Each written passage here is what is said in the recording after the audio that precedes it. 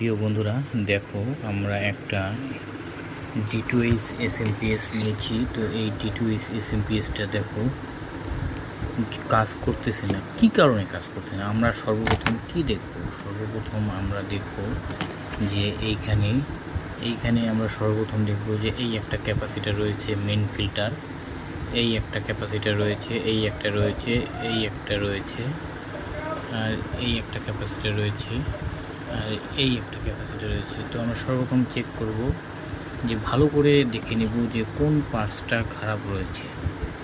দেখো সবগুলো পার্টস কিন্তু একই রকম দেখতে, এইটা এইটা এইটা তারপরে এইটা এইটা, ঠিক আছে।